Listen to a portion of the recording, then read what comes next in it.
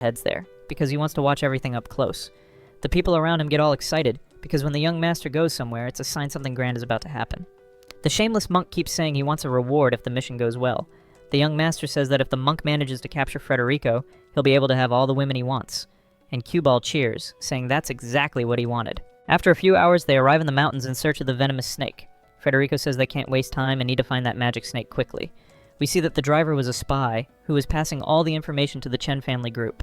She had her phone transmitting audio and keeps telling the two to wait for her. They were walking through the mountain looking for that magic snake. The driver starts asking a bunch of questions like what the snake is for, and if by any chance they are dealing with a curse within their clan. Julia asks why she wants to know that, and the driver quickly makes up an excuse saying she was just making conversation. The sixth sister says that this snake is very special and that they would recognize it by its appearance. Trying to cover up, Lin starts coughing, because she was transmitting everything by audio and needed to gather as much information as possible. Then she starts interfering, saying she knows this region well and will show the exact place where the snake is. Julia ends up falling for the trap and asks the girl to show the way. So, she goes ahead. She even lets out a wicked laugh because her trap was finally working. Moments later, they walk through the forest and the mountains. The place was very strange, and they start entering an area that looked like a swamp.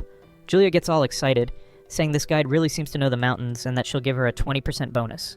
With her arms outstretched, the driver tells him to follow her, saying she knew the exact path. They were almost reaching the trap, but she ends up slipping and falling into the bushes. She gets up quickly and says there are lots of snakes nearby, and that they need to hurry because that's where the snake they need is. Fred and Julia run over there, saying that if a snake bites, someone could die. That was the exact spot of the trap, and the driver starts celebrating because they fell for it perfectly. However, before Fred could step into the trap, he stops his foot. Lin starts cheering, telling him to step already and fall into the trap, but he asks the girl if she's acted enough. Lin asks what he's saying and says she doesn't understand anything. Then Fred takes a coin from his pocket and throws it on the ground, saying that this guide was actually a traitor. When the coin hits the grass, a trap activates. The girl asks how he found out, and he replies that tour guides never step into those areas of the mountains. So, most likely this girl wasn't just any guide. Besides, she had planned this from the beginning, and the two of them were the target. The girl laughs and says this Frederico guy is really sharp, and even though he didn't fall into the trap, he had already fallen for her plan. What they really wanted was to lure Frederico and Julia into an ambush in a dangerous place. That's because the head of the Chen family was arriving. He shows up in the middle of the forest and says he finally found his opponent. Our prota even jokes, saying he's so famous that even the young masters of the families are coming to visit him. The boy from the Chen family gets mad and orders the henchmen to take down Frederico. The guys start surrounding him, wanting to defeat our hero. But the little villain didn't want them to kill the boy. He wanted Frederico alive. Julia already gets ready to fight, even knowing she can't use cultivation because of the curse, but Frederico tells her to relax because it's going to be easy to beat them all. He already had a plan in mind, grabs the girl's hand and starts pulling her. That makes Julia embarrassed, her cheeks turning red. He starts clearing a path through the enemies, punching those idiots. One of the henchmen pulls out a gun to try to shoot him, but the young master punches the employee, saying he wasn't supposed to kill the boy because he wanted Frederico alive. So he orders everyone to capture Frederico, promising a reward of $10 million to whoever manages to catch him. Upon hearing that amount, everyone gets motivated. The driver, who had fulfilled part of the deal, asks if the Lord will also give her share.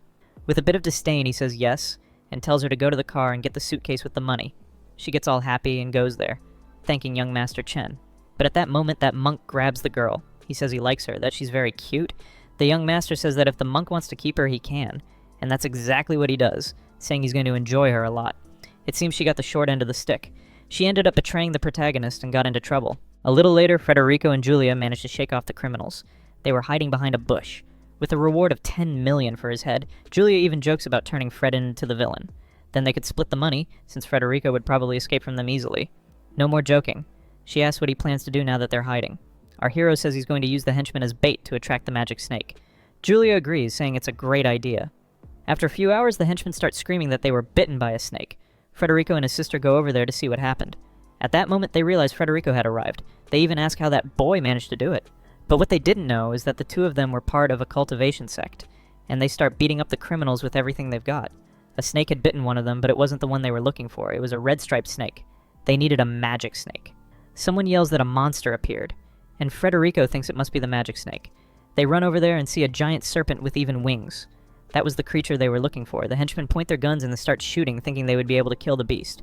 But the snake's skin was very tough, and the bullets had no effect. The sound of the guns makes the snake want to flee. It was very fast, so Frederico couldn't stand still. He runs after it to try to capture the serpent. He even uses his cultivation to catch up to her. The snake was heading toward a very tall mountain. Julia asks if it will be able to climb that cliff. Frederico responds laughing, if she really thinks the snake can't do it. He tells his sister to go with him because they need to chase the snake and not let it get away. They run very fast and start climbing the mountain. The henchmen keep wondering who those two are, because they look like superheroes. The snake flies through the mountain, and it was very difficult, but they were managing to keep up. But Julia couldn't use her cultivation, so she started to fall behind. Federico tells her not to worry, because he will catch up to the snake. He needed the snake's venom to make an antidote against the curse on his sister's body. The henchmen also start climbing the cliff after the reward. But climbing that hill was very difficult. One of them slips and falls all the way down. At that moment, everyone realized it was more complicated than they thought. Federico even comments that those idiots will do anything for money. Julia says they're risking it all because of the money and asks why he's risking his own life. He looks at her without saying anything, and keeps climbing, leaving her full of doubt. She knew he was trying hard because of her, but she didn't really understand his motivations. She was 24 years old and Federico only 20, so she didn't think he wanted something more with her. Remembering that they call each other siblings, but they actually grew up together in an orphanage, which is the sect of the Seven Masters. They're not blood siblings. When he reaches the top, he sees the snake trapped in a cage. Who was there was exactly the warrior whose brother had been defeated by Fred. The guy asks if he's Federico, and our hero says yes. Right after, the warrior asks if he's looking for that snake. Humbly, Federico greets the guy and politely asks to hand over the snake, because he needed its venom. But the swordsman wouldn't hand it over so easily. Federico would have to defeat him in a duel, and then he would give the snake as a prize. Our hero wasn't understanding anything, but the guy already starts unleashing his power, and you can tell he's very strong.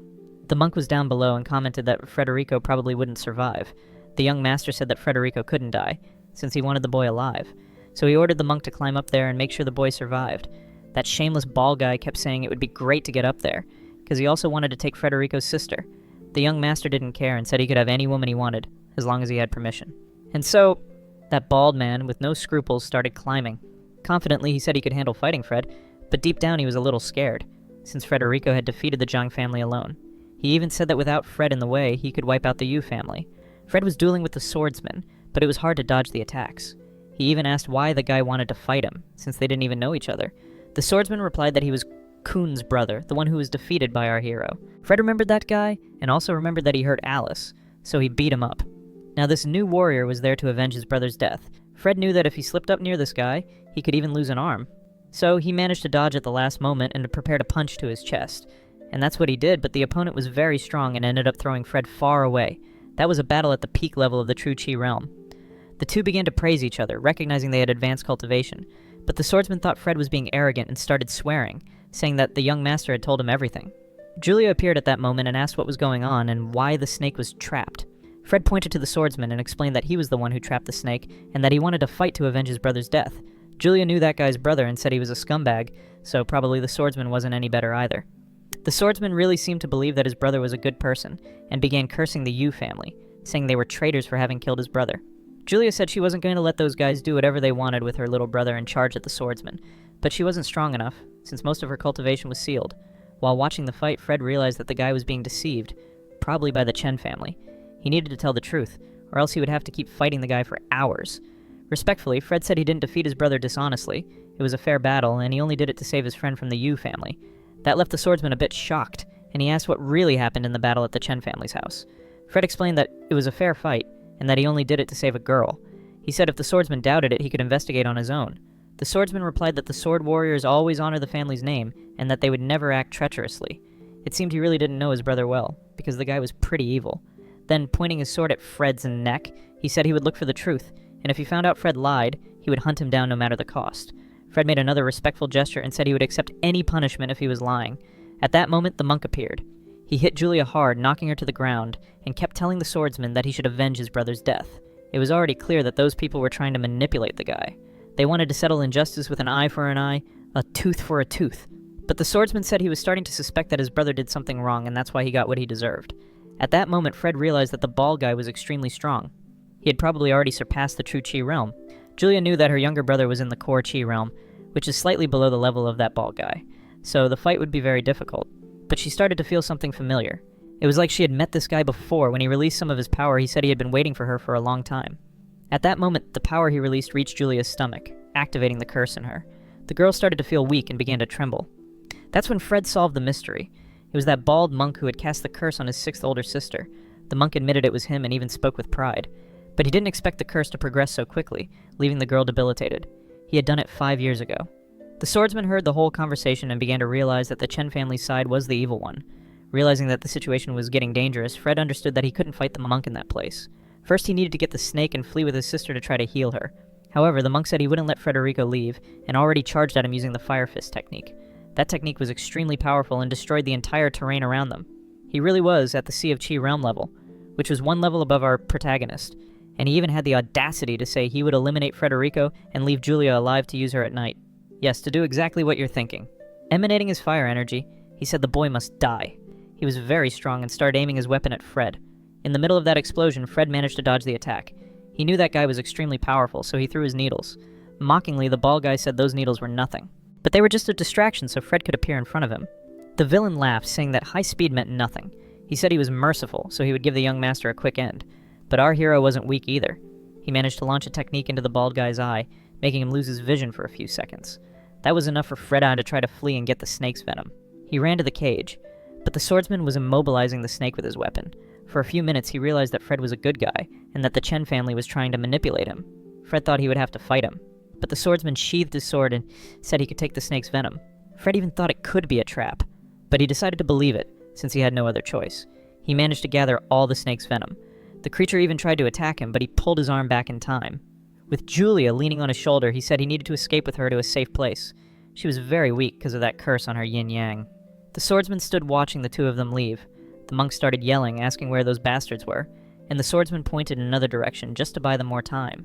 Calling his henchmen, the monk shouted that they needed to chase after Federico, or he would escape. Now, what the swordsman really wanted was to find out exactly how his brother died. He called for young Master Chen to show himself, and the guy broke his invisibility spell.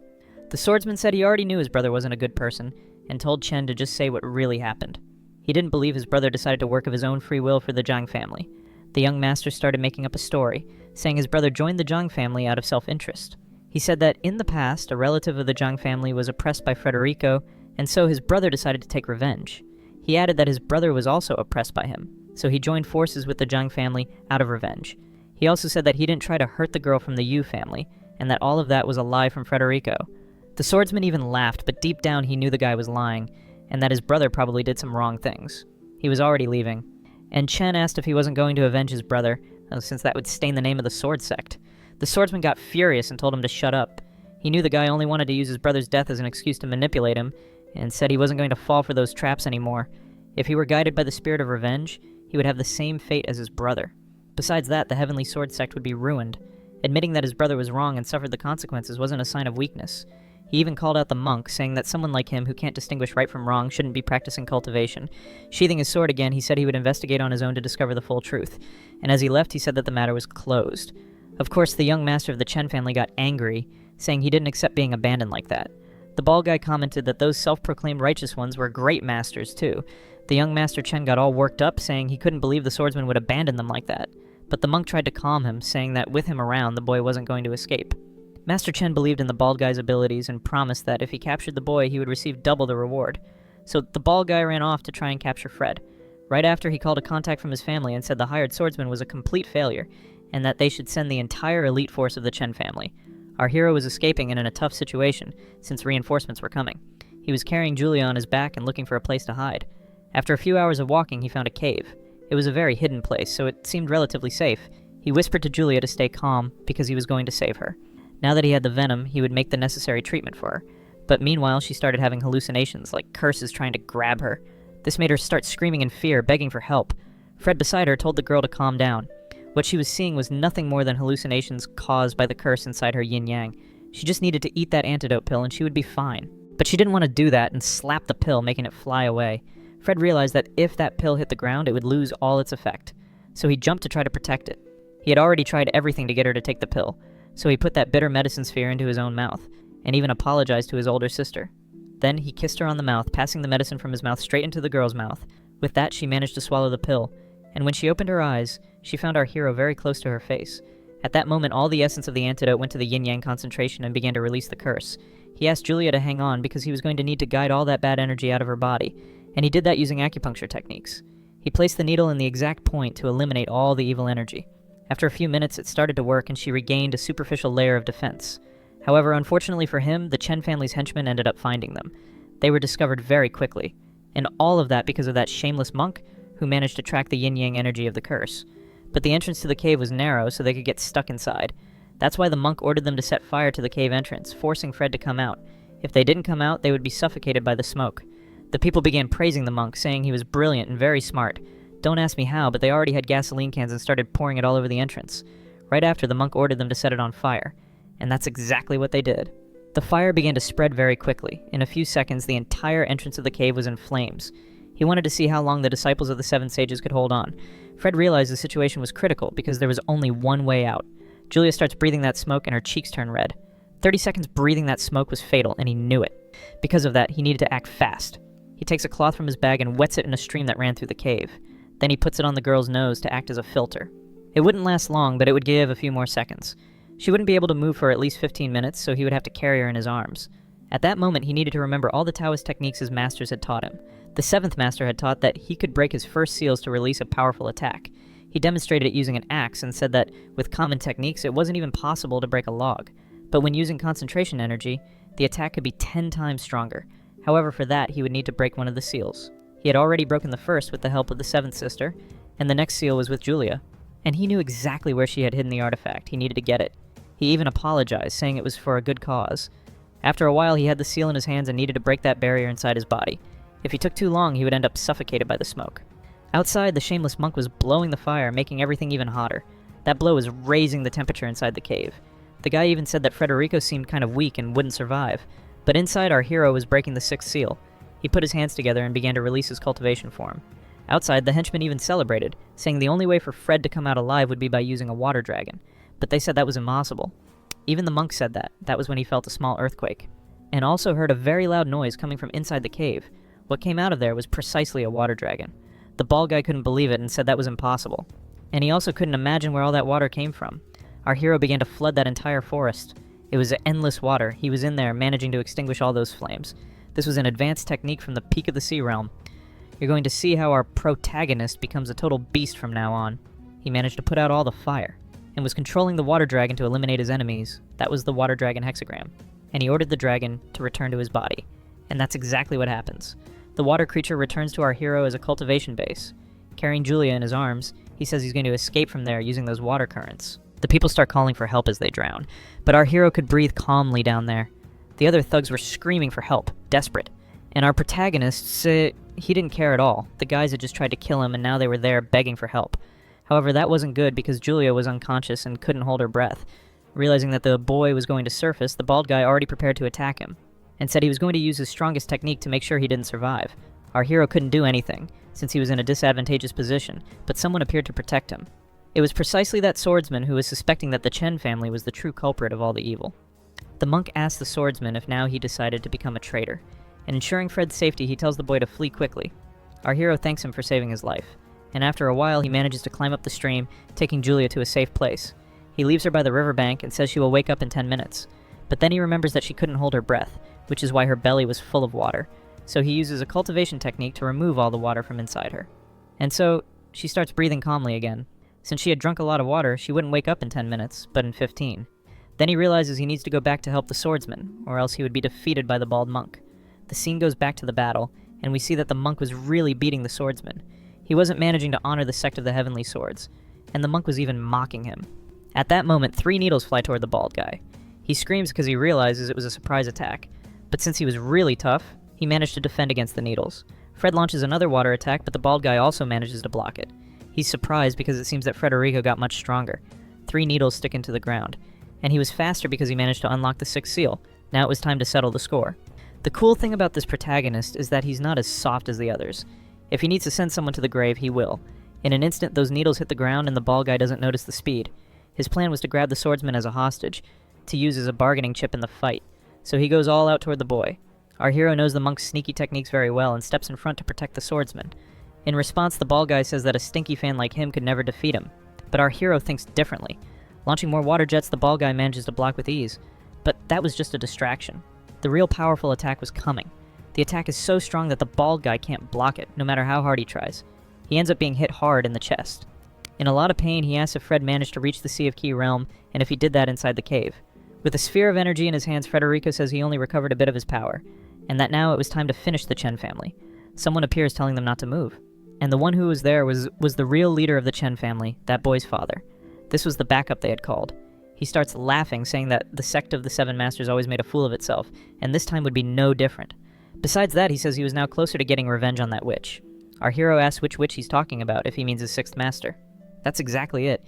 He had an old grudge with our hero's sixth master. He says that about 20 years ago he tried to take advantage of a girl, and we see the girl wasn't really into it. But the master showed up and told him to stop that. When she touched his shoulder, she blocked his cultivation. Since then, he couldn't level up anymore and got stuck in the sea realm.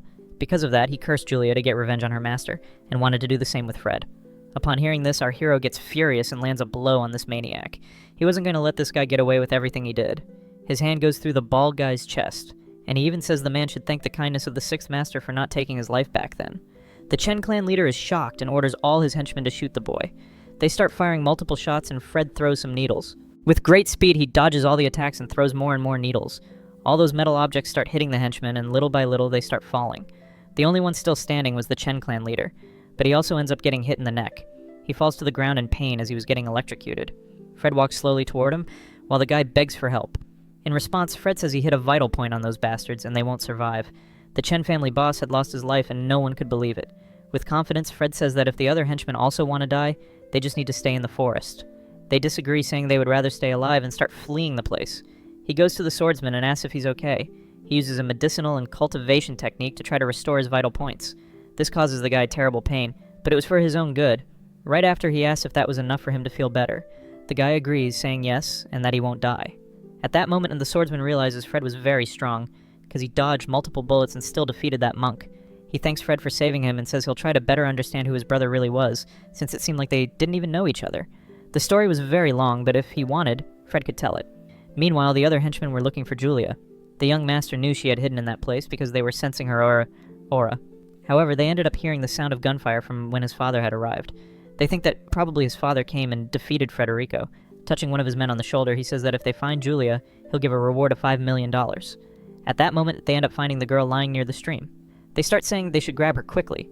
The young master orders everyone to surround her so she can't escape. They even make disgusting comments, saying she had a nice body and that they could all take advantage of her later. They even say it would be fun to take turns. These guys here are worthless, folks. When they were about to touch Julia, they hear a sound. It was several needles hitting them. We already know those needles are Federico's, and he really was there, asking how they dared touch his sixth elder sister. He guarantees that he won't forgive them. All of them would die. Young Master Chen is already starting to panic and asks where the bald monk is. At that moment, he realizes that even his father might no longer be alive, and orders his henchmen to shoot Federico. They draw their guns and start firing, but they can't hit him. Even with several shots, they hit nothing. That's because our hero was moving at the speed of light. They even say this boy looked like a superhuman. They couldn't even track him with their eyes. He looked more like a ghost. And before they knew it, all of them had been defeated, with only the boy left standing. He starts running away, saying he'll return to the Chen family where he'll be safe. But it was already too late. He ends up getting stabbed in the back by a needle that delivers a strong electric shock. Falling to the ground, he asks why his body wasn't moving.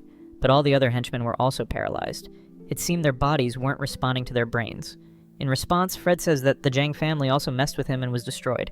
And now it was the Chen family's turn. He wouldn't let anyone who harmed his sisters go unpunished. The guy starts begging for forgiveness and swears he'll give Fred all the money he wants. His family was billionaire and had a huge fortune, so he could offer any amount. That proposal seemed great, but our protagonist wasn't interested. He laughs and says that fame and money weren't of any interest to him. He refuses the offer. He says this after throwing a needle into the villain's chest, and now that he had eliminated all the members of the Chen family, he says he will go back to his sister Julia. He goes there, picks up the girl, and holds her in his arms to return to the city.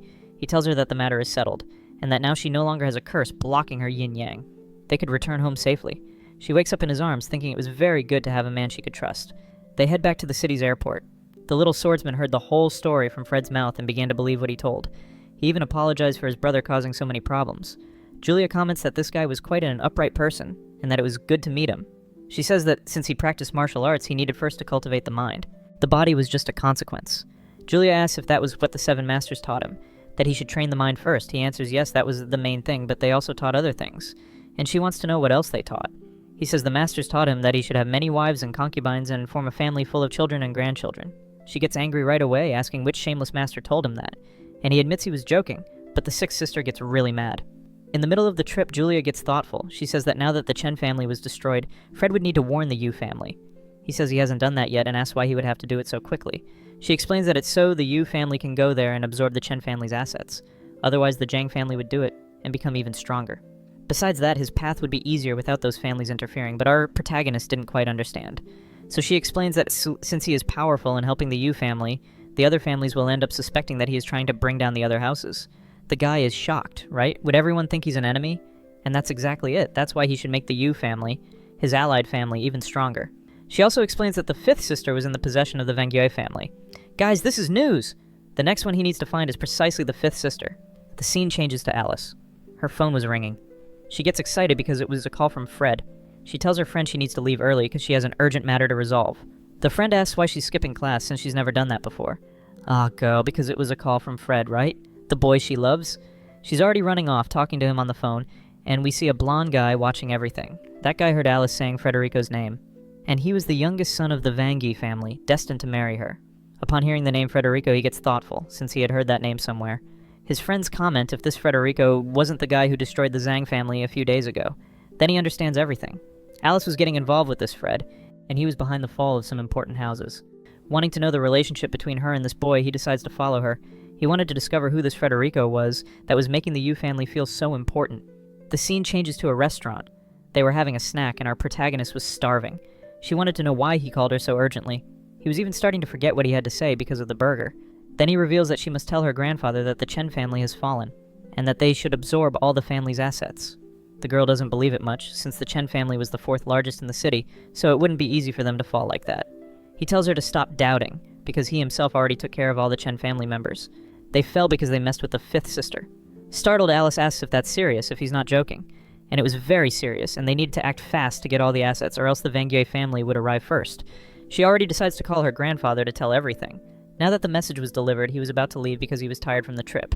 She gets sad, poor thing, asking if he really is leaving already. But then he remembers he had one more thing to say. He says he had an important question to ask. The girl gets all excited thinking he was going to ask her out, but what he wanted to know was if she would accept to be his disciple. This surprises Alice, and the young man from the Vangyue family was there in the back, watching everything. He was spying to know what the relationship between the two was. She starts pinching Fred's cheeks, asking what's this story about wanting a disciple. The guy's friends ask if the young master wants them to go there and teach that boy a lesson, but doing that in front of Alice wouldn't look good. When Fred was saying goodbye to leave, the young Vangyue orders his henchmen to follow him, and that's exactly what they do. He also says that if Fred is weak, they can eliminate him. Fred and Alice leave down the street, playfully teasing each other. She notices he has dark circles and asks if he's not sleeping well. He says he's a light sleeper and didn't manage to rest. Worried, she asks if he wants her to give him a ride by car. That way he would get home faster. He thanks her, saying she's very kind, but says he'll run anyway because he needs to exercise. It was just an excuse, then he says goodbye. He gets on a bus and thinks he couldn't let her give him a ride because Julia was at his house. She was sleeping in his bed, and if Alice found the girl there, the situation would get awkward. Alice notices he's making an excuse and wonders what he's hiding.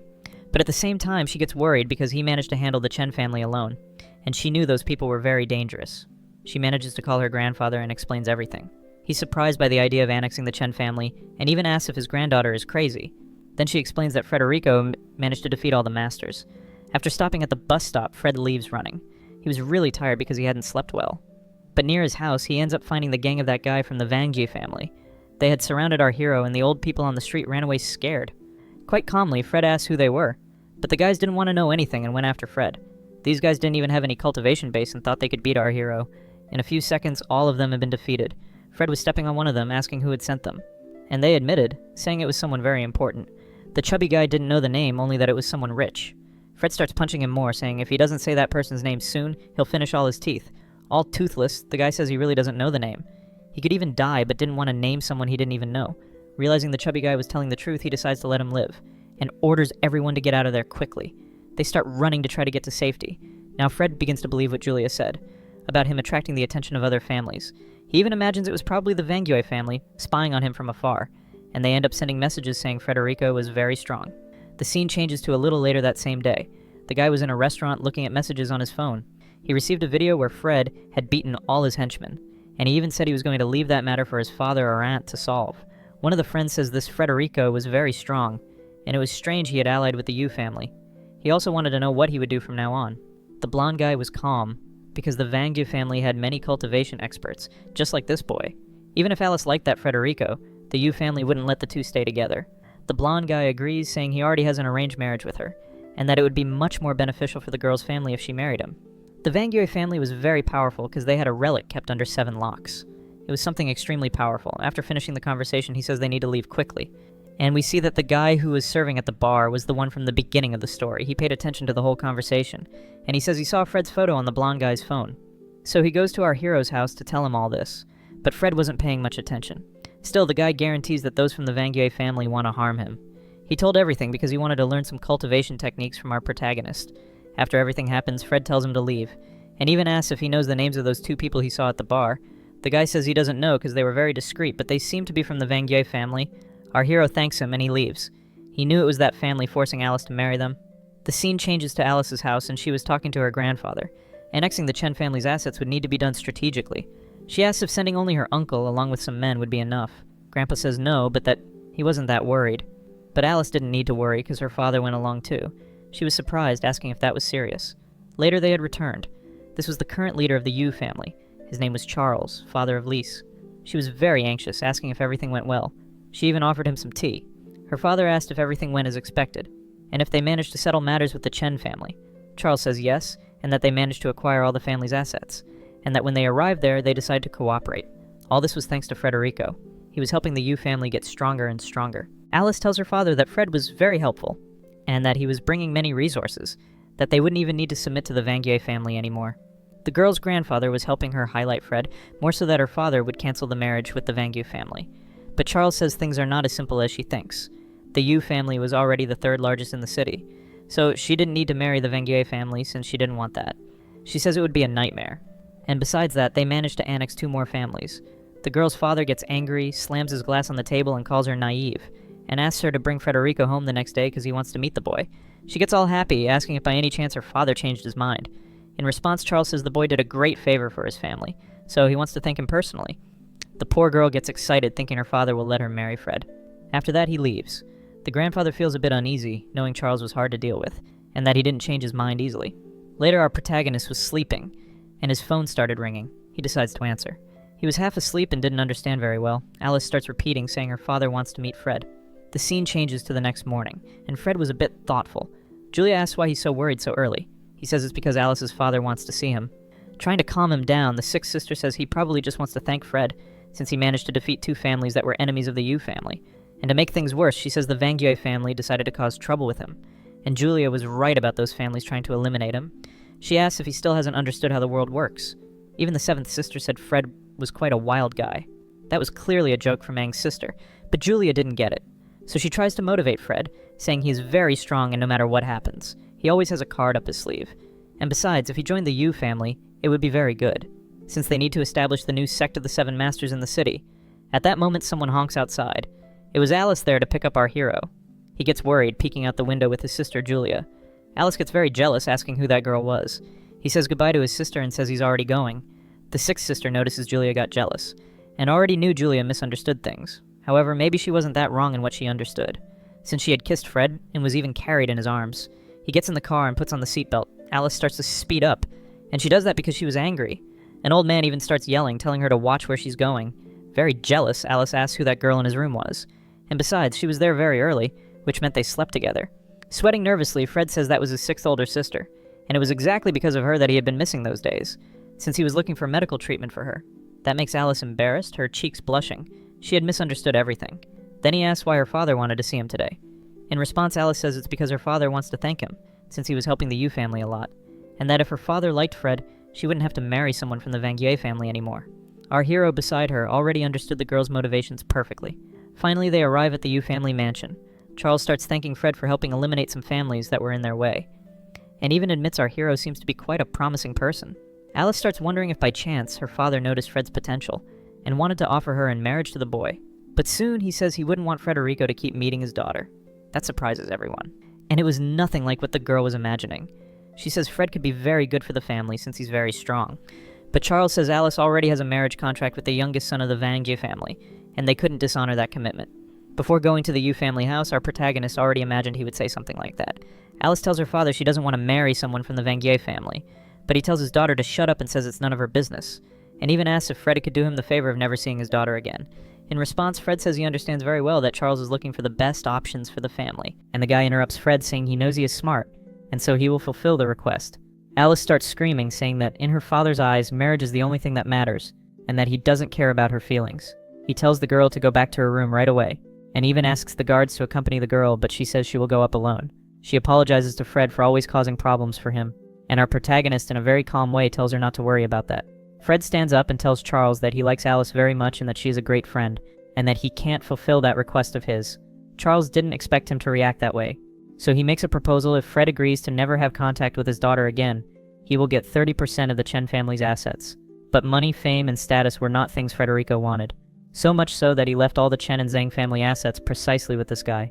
Besides, power and wealth were things that made people obsessed, and sometimes people get so blinded by that they are capable of using their own family as a bargaining chip. After saying that, Charles is a little shaken but still doesn't change his mind.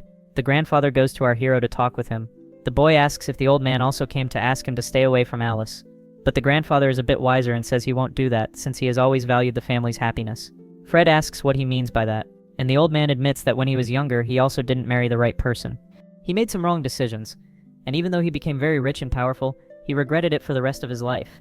He knew Alice had great potential for cultivation, and that if she trained she could become a great master. The old man says that if Fred likes someone, he has to go after her, and that no matter the nonsense that happens along the way, he shouldn't give up on who he likes. Fred feels a bit embarrassed and says the grandfather is thinking wrong about him. Our hero didn't necessarily want to marry Lise. He was more interested in making her his disciple, and wanted her to become one of the masters of his clan, but he ends up thanking the old man for the advice. As he is leaving, the old man thinks that his son Charles can't recognize Fred's potential. He even has more potential than all the members of the Vang family. The scene changes to the Vang family, which had a huge mansion. There was the family leader together with his sister. The head of the Vang family was called Chalkin, and his son, the blonde boy, was telling the whole story about Fred, saying he was very dangerous and on top of that was involved with Lise. The man gets indignant, asking if Frederico was really in the Bardic realm. He even thinks the Yu family is kind of undecided, not knowing whether to marry Alice to the blonde boy or to Fred. And once they get in the way of the Vang family, there's no turning back. His aunt laughs, saying the Yu family has always been stupid, and he thanks her, saying his nephew finally brought important information. Since the Yu family is undecided, they need to take the initiative, and says he will meet personally with the family leader tomorrow. The aunt says the Yu family isn't that important anyway, so she would go there herself. The leader agrees. The scene changes to Jiang's house, and she was talking to Julia. She was saying Fred will face the Vang family soon, and they needed to be prepared. She didn't expect her little brother to mature so fast, and was already imagining how he would deal with the betrayal of the fifth sister. Julia says the fifth sister can no longer be called a sister because she is not worthy, having betrayed the clan. Besides, she was helping the Vang family, which was a villainous family. They would have to tell Fred about this, but it would be complicated because they didn't know how he would react. Julia says Jiang is the youngest sister, so she should be in charge of that. But Jiang uses the same argument, saying Julia is older. They kept passing the responsibility back and forth. Finally, the day of the meeting between the Yu family and the Vang family arrived. They had received an invitation saying the meeting would be about Alice's marriage to Chu. They clearly wanted to discuss this as soon as possible. The head of martial arts of the Yu family said sending that invitation seemed quite rude. However, Charles said they needed the Vang family as allies. Later, our protagonist receives a call from Alice asking to meet in a garden, and he runs there desperately. He asks her what happened since she said it was an emergency. She found out that tomorrow there will be a meeting where her father will set the date for her marriage with the Vangier family member. Fred asks what she thinks about that, and the poor girl starts crying, saying she doesn't want it, that she'd rather die than marry that boy. In response, Fred says it's no use crying and wanting to die. They need to think of an alternative to get out of that situation. The Vangier family was pressuring her family a lot, so there wasn't much to do. Not even her grandfather could help her. Fred says he doesn't have a plan yet, but will think of something. The Vangier family was extremely powerful, even having its own martial arts clan called the Golden Blades clan. He had heard that this family was very dangerous and also had strong members. However, his clan, the Seven Sages clan, would not submit to anyone. He wanted to found his own clan and first needed to destroy those enemy clans that in the future would try to interfere. So basically he would be helping Alice, but also because of his own interests. She agrees with that, even mentioning that Fred is a little different, seems to have more attitude now. He says people change, and that was thanks to his maturation. The boy's phone rings, and it was the sixth older sister. He answers and she says she has something important to talk to him about and needs him to come to her house. Fred asks if she can't say it on the phone, but she just hangs up. That makes him a bit angry because she hung up on him. He tells Alice he has something important to solve and that she needs to trust him and not act recklessly. But the meeting would be tomorrow, and she hesitates if she should do something. He says no. She should just stay quiet and wait. Stay calm, observe, and then act at the right time. She thinks about that and finds him charming. He even seemed like a sage speaking those things. He arrives at Jiang's house, and Jiang herself answers the door. She gets embarrassed and warns that the two sisters had very serious looks. It seems they were going to tell something super secret, and our protagonist already starts sweating nervously. Stammering, he asks what the two sisters would like to talk to him about. They look at each other, saying that each will say a part as they had agreed. And that way, they start telling about the fifth sister and ask if he knows anything about her. What he knew was only what Julia said, that the fifth sister was at the Vangyue family's house. Then Jeong asks if by any chance he knows why the fifth sister is at that family's house. Julia hadn't said that before, but the fifth sister betrayed the sect of the sages. Our hero gets confused. What do you mean we have a traitor among our sisters? But that's exactly what happened. She betrayed the sect and joined the Vangyue family. Fred doesn't believe it. He thinks something must have happened for her to change sides. But the two confirm, saying she is even considered an honored guest and very well treated within the family. That's because she uses cultivation martial arts to refine strengthening pills. And that is a very serious betrayal because it is extremely forbidden for a master to refine pills for outsiders who are not part of cultivation. He gets upset and even punches the table. He gets indignant, saying the fifth sister would never do such a thing, break such an important rule and still help people with bad intentions. Julia is a bit surprised and thinks they said that at the wrong time. However, Jang says it was better to tell the truth right away. Now, Fred says he has one more reason to confront the Vangyue family. Julia asks if she heard right, if he really wants to go against this family, since they are the second most powerful in the city. That's exactly what she heard. He will defeat the Vangyue family, take the only heir of the Yu family, and make her his disciple. That's because this family is forcing Alice to marry them, and he won't let that happen. Besides that, he believes the fifth sister was deceived, and they are holding her hostage. Julia and Jeong say that's not true, that the fifth sister chose to betray on her own will. However, nothing gets Fred out of his head that she was deceived, and he even says he will use all the power he can get to build an even stronger sect. His goal now is to make the Yu family the most influential, and thus use that power to create a powerful sect. Jang thinks this idea is great, because the influence of a rich family would be essential for strengthening a cultivation sect. Julie even asks when Fred got so smart, and he feels embarrassed. Diana, who is arriving from afar, watches them talking. She even imagines this topic is important, since they all look serious. The scene changes to the Yu family mansion. Who went there to talk about the wedding date was the aunt, not the family leader. The grandfather, who was the former leader, goes to receive her and says Charles had been waiting for her for quite some time. But the woman treats Grandpa Yu very arrogantly, as if he were a simple servant. This makes all the Yu family members outraged, saying this woman is very disrespectful. Meanwhile, Fred goes to the Vangyue mansion headquarters. He wanted to investigate a bit more about the fifth sister, to know if she really was a traitor or if she was being deceived. However, the mansion was huge, one of the biggest territories in the city, so it would be almost impossible to find her. And to make it worse, he didn't even know what the fifth sister looked like. He could only count on his cultivation perception and try to identify where her aura came from. One of the family leaders was walking through the pavilions and ends up knocking on the door. A woman receives him, saying that the young lady was resting. This was the Vangyue family leader, and he wanted to talk to this woman. It was the first day of work for this employee, and he asks who lives in that house. The older employee warns the new guy not to ask questions, or he might end up dead. The maid goes there to talk to her lady and says the family leader is outside wanting to talk to her. It seemed that if she didn't answer him, he would wait there as long as necessary. This was the fifth symbol of the sect of the sages, and her name was Lan Lan. And the girl responds to leave him waiting a bit longer. Yeah, guys, is she really a traitor? Keep watching to find out. The maid goes there and helps Lan Lan get up, but she says she doesn't need it. We see that Lan Lan was actually blind and she didn't know where her servant was, while the girl in the background keeps saying that the family leader is waiting for her. She wants to know why the family leader came to visit her today, which is an important moment since they are discussing the wedding. The helper says she doesn't know anything about that. Probably he wanted more pills to make his family even stronger. And she keeps saying she can't make so many pills, but the helper gets all excited, saying if they are there on such an important day, it means Lan Lan is even more important to them. In response, the girl says she already paid the favor that the Vangyue family did for her, so she doesn't need to keep repaying for so long. She admits she feels like a bird trapped in a cage and that she shouldn't stay in that place. Deep down, she knew she had dishonored the sect of the Seven Sages and couldn't return home, and in the end, her fate was to be locked in that place forever. At that moment, she feels an aura entering the room, and that aura was familiar. She knew it came from the sect of the Seven Sages. She even wonders if some sister came there to rescue her. She asks her maid to send the family leader away, saying she wasn't feeling well. The girl agrees and goes there. Meanwhile, Lan Lan tries to sense where that aura was coming from. Since she had lost her sight, her other senses became much sharper. But she starts getting tense, imagining it might be some master coming to eliminate her since she betrayed the sect. We see that the one emanating that aura was actually Fred because he was lost and didn't know where to go. At that moment, he ended up being found by some employees. He had to finish them off so he wouldn't be discovered. Fred, who is very angry, starts shooting needles in every direction. Now that he got rid of those guys, he should follow the aura that was being emanated back. He knew that if the fifth sister was really found, she would also release some mana into the air. He was afraid she wouldn't sense his energy properly, so he started releasing a bit more spiritual aura around. After feeling her energy, he started jumping from roof to roof. He did this passing by several buildings. The family leader says he came to deal with urgent matters, but the helper says Lan Lan wasn't feeling well. The The guy agrees to come back tomorrow, telling Lanlan to lie down and recover her energy. However, he begins to suspect since the situation in the city was turbulent. He imagines Lanlan must be plotting something. At that moment, she was inside, emanating her energy, wanting to be found by the disciples of the Seven Masters. Our hero finds her and enters through the window. He loudly asks if she is the fifth elder sister. She realizes it is a male voice, but he called her elder sister. So she starts remembering Fred when he was very little.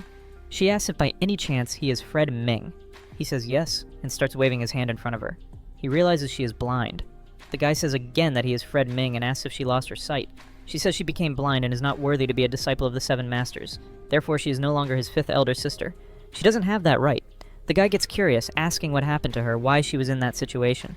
In response, she says that because of her lack of skill, she ended up embarrassing and disappointing her masters. She says this while stepping back and ends up stumbling. She was about to fall hard because she couldn't see well where she was. Fred realizes she's going to get hurt, so he runs and manages to hold Lanlan, protecting the girl. She remembers when he was very little and took care of her. In response, Fred says he came looking for her. The sixth and seventh elder sisters said she had betrayed the sect of the Seven Sages. The girl is left speechless and seems very nervous. At that moment, someone kicks the door open. He senses an unknown aura in the place. He suspects someone invaded the Vanguet family house. The girl says he misunderstood, that this boy is not an invader. He steps in front of the fifth elder sister and tells her to stay calm, because he will protect her. However, this guy is super powerful. He activates his cultivation energy and manages to block the Vanguet family leader's attack. The guy asks, a little crazy, if this boy thinks he can block his attacks with just one hand, and he already tries to go for another attack. From afar, Lanlan asks her brother, but the Nozeroi doesn't complicate things. He even says he wouldn't be able to defeat the Vanguet master. Out of consideration for Lanlan, the master says he will let him leave alive, but he needs to leave immediately. He tries to take his sister with him, telling her to follow him. However, she withdraws her arm, saying the Vanguet master was very good to her, so she couldn't abandon them. Besides, she betrayed the sect of the Seven Sages. A little nervous, she asks Federico to leave. When he passes by her side, he whispers softly in her ear that he will come back later to rescue her. No matter what happens, the sect of the Seven Sages will always be her home. The guy leaves, leaving the girl thoughtful. She even gets teary-eyed, thinking she was not abandoned. The guy thinks Federico's attitude was quite reckless, because he invaded the Vanguet family house and even fought the leader. She thanks the Vanguet leader for his concern. But deep down, she was really worried about Federico. Before leaving, he asks the maid to notify him when the master comes. Going outside, the guy starts spitting red liquid. We see that he suffered a lot in that battle against Fred. The scene changes to Jiang's house, and Diana realizes someone is knocking on the door. Who is there on the other side is Fred, and he is almost dying. That battle caused a lot of damage to his meridians. He already starts spitting red liquid. Admitting it, that guy is very skilled. Diana, very worried, asks what happened. He says it's nothing, he just needs to lie down and recover his energy. Jiang appears and asks who fought against him. Admitting he invaded the Vanguet family house, he says he fought against their leader. Rui keeps saying that this is very reckless since he went head-to-head against a martial master. The goal was not to battle that guy, but to see the fifth elder sister. The seventh sister asks why he went after that traitor. He says he felt the fifth sister had some secret she didn't want to tell. And by the way, he asks if Jiang knew that Lanlan had gone blind. She didn't know that and asks if it's true, if she really lost her sight. The only thing she knew is that Lanlan violated the sect's prohibitions and helped strangers, and she didn't know anything else. However, Fred felt she was isolated and that something was wrong. The meeting between the Vanguet family and the Yu family was happening, and he would need to act if he wanted to stop this marriage. In response, Fred says it would be wiser to keep watching and wait for the right moment to act, because he didn't want to anger the Yu family. The scene shifts back to that mansion, and we see Grandpa being humiliated by a woman. She kept saying their house was very poor and didn't even have spittoons. In response, Grandpa says the family wasn't extravagant, and thought more about the happiness of its members. The aunt replies that being extravagant depends on how much you can afford. The other family members get irritated, saying this woman is very arrogant and disrespecting the family. Charles tells everyone to shut up and treat her well. He greatly admired the Vanguet family's fame and wanted his daughter to marry their nephew. Arrogantly, she says she won't even enter his house, just came to say the wedding will happen on the 7th. She only brought this notification and was already leaving.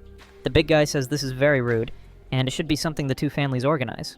The woman asks if the big guy has already reached the peak of the true cultivation realm. He replies they are not there to talk about cultivation, but about a wedding. The woman feels disrespected and attacks the big guy, choking him. Everyone asks her to let the guy go, but she ignores them. She says the Vanguet family has only one male nephew descendant, and marrying him to the Yu family's daughter is a great honor for them. Now the matter is decided and should not be questioned. She slams the door and leaves. Grandpa asks the guy if he is okay, and they say this woman is very aggressive and doesn't respect the Yu family. Besides, they already disrespected them even before the wedding happened. They imagine what they would do after the wedding. Charles's brother says the big guy was wrong. In the debate, they discuss whether they should have the Vanguet family as allies, since they want to be first in the ranking. The big guy tells him to shut up, because when Alice marries that guy, the Yu family will be kicked out. And so the argument starts. Charles tells everyone to be quiet, and Grandpa asks his son's opinion about it. The guy thinks, but we see he's not that wise. He says he will act as planned and marry Alice to the Vanguier family's son. This will happen in a week. The other members start disagreeing, saying he's putting his own biological daughter to be humiliated by that horrible family. Alice was in her room and learned everything from a maid. She thanks the woman for telling the whole story and says she can leave. It would be very hard for her to stay calm and wait for the right moment, as Fred mentioned, but she would believe and trust him. On the other hand, Frederico is thinking about the tactics the Vanguier family used to deceive Lanlan for so many years. At that moment, his phone rings. He calls Alice, telling her everything that happened in the meeting with her father. He hasn't thought of a more guaranteed solution for her yet, but says everything will work out. Jiang called Julia, and the girl asked what happened. She needed to tell what happened with the fifth elder sister. Julia knew Fred went there alone and asked if something dangerous happened. Jiang says it wasn't just minor injuries, but something Julia didn't know. Here in Terma, Lanlan became blind. Julia is shocked, as she didn't know that either. She asks who did that to Lanlan. Jiang didn't know, but said Fred thinks she's being kept hostage, and that actually she didn't betray the sect of the Seven Sages. Julia is shocked and says they need to find out the whole truth. Julia wanted to confront the Vanguier family, but Jiang says they don't have enough strength for that. Very angry, Julia questions what they are going to do. Just stand by and watch one of their sisters suffer at the hands of criminals? Fred appears and tells them not to act on impulse because he has a plan. They could get support from the family that is #1 in the city ranking. They doubt who he is talking about. He shows the home and says the #1 family is the Kimen family. This family has been first in the city, ranking as the most powerful for many generations. Jiang says they stayed on top because of the family's intelligence, and also because the former leader was very powerful. So, our protagonist wants to go there and schedule a meeting, since it interests the Kimen family to weaken the Vanguier family. Jiang agrees and says she will go with him. Inside the car, they think about what kind of bargaining chip they will offer for the Kimen family to help them. Fred already has a plan in mind, and hopes they don't get worried. They arrive at the Kimen family entrance and see the guys are very rich. An employee tells them not to stop there, because the area is forbidden. Our hero lowers the window and says his name is Frederico, and would like a visit with the leader.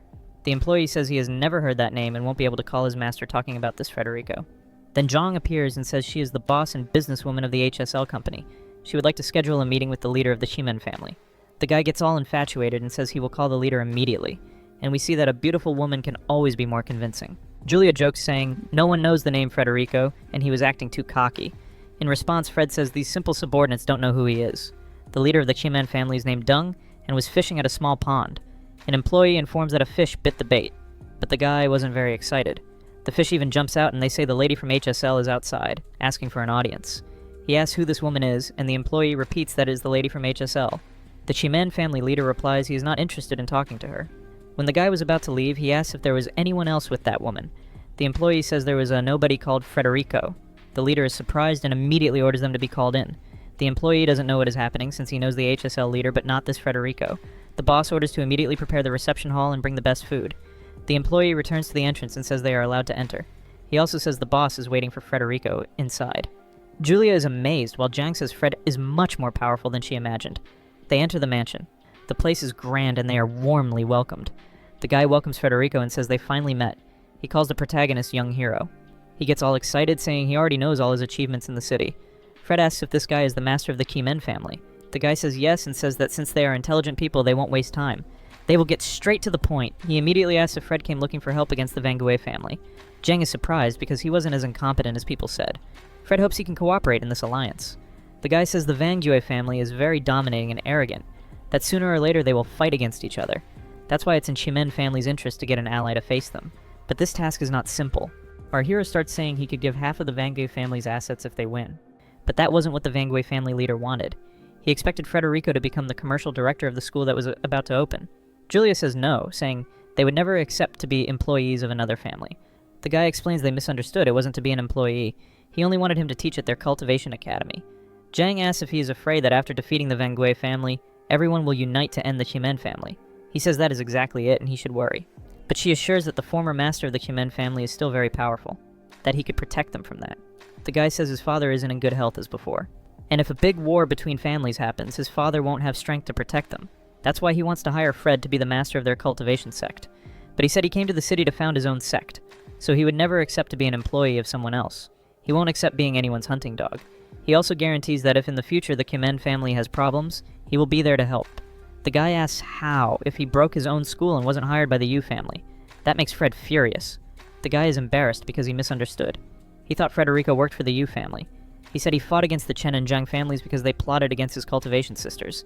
The guy is embarrassed because he thought Frederico was just a lackey.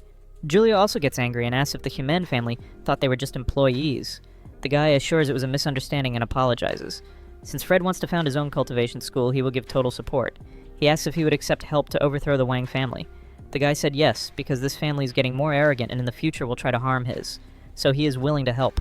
Fred agrees and says they need to sign a contract.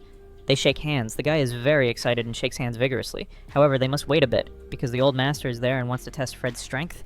The guy guarantees his father thinks Frederico is very powerful, and doesn't need to test him. But the old man told his son to shut up, saying the Wang family has grown very strong, so it wouldn't be just any alliance that would defeat them.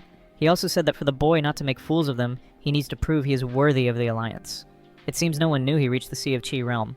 So he agrees and says he will show the old man that he is worthy of the alliance, and asks how to convince the old man he has strength to defeat the Wang family leader. The old man says that although elderly, he is still at the peak of the Sea of Qi, so he will be this young man's opponent. Julia, when she heard about this level of power, got a bit worried. She also didn't know Fred's current cultivation level.